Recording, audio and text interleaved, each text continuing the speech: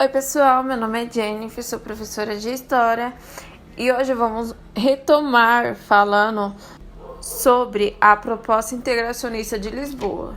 Lembrando que houve a revolta dos portos em 1820, colocando Portugal como uma monarquia constituinte. Em 1821, Dom João volta para Portugal, deixando o filho como regente. E durante isso eles vão fazendo uma constituição para integrar a América. Foram acontecendo várias propostas até a chegada da província paulista, que mexeu com o quadro do Congresso, certo? Vamos agora para a aula de hoje, que é sobre esse programa de São Paulo. Lembrando que essa aula foi feita em cima do livro A Independência Brasileira, de Marcia Berbel. Vamos lá? A chegada da delegação de São Paulo aumenta mais as tensões entre os deputados. A delegação de São Paulo defendia a presença do príncipe como regente. Podemos destacar que a partir de junho de 1821, o Rio de Janeiro era governado por dois governos. O primeiro, uma junta provisória que se referia à província. O segundo era de Dom Pedro, que se referia ao Reino do Brasil. O governo de Dom Pedro era muito frágil nesse momento, não era apoiado pelas juntas do Norte e do Nordeste. No Congresso, a Bahia não queria aderir às adesões da província paulista. Para eles, não era atraente o príncipe permanecer no Rio de Janeiro, tendo autoridade e o Rio como capital do Reino do Brasil. Os paulistas supunham a autonomia provincial. Ele enfatizava a necessidade do poder central, se distanciando da nação integrada de Fernandes Tomás. Entre fevereiro e junho de 1822, ocorreram várias tentativas de acordo entre os deputados do Brasil.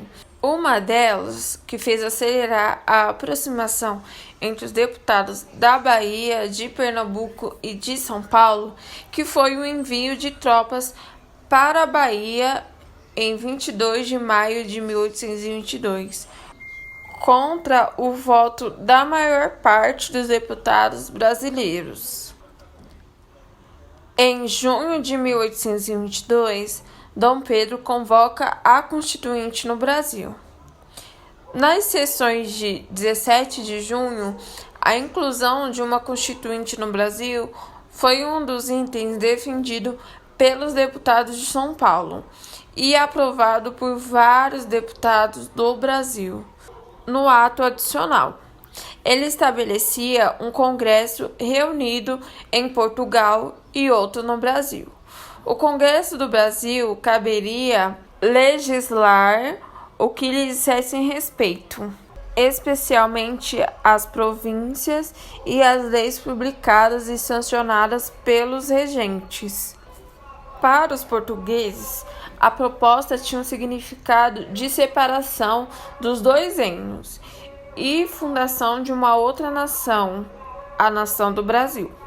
Esse ato adicional foi negado pelo Congresso.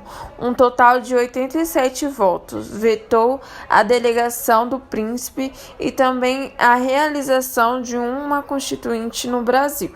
As tensões só aumentavam depois do Dia do Fico, no dia 9 de janeiro, e em 5 de junho acirrou as oposições da corte. Em julho de 1822, a condenação da Junta de São Paulo e a exigência imediata da volta do príncipe regente. Bom, os paulistas conseguem apoio da maioria dos deputados do Brasil. Por mais que a maioria queira o príncipe regente voltando para Portugal, uma constituinte no Brasil limitaria os poderes do príncipe regente. Bom, Para entendermos melhor, a recusa desse ato adicional sela a separação entre os deputados de Lisboa e do Brasil.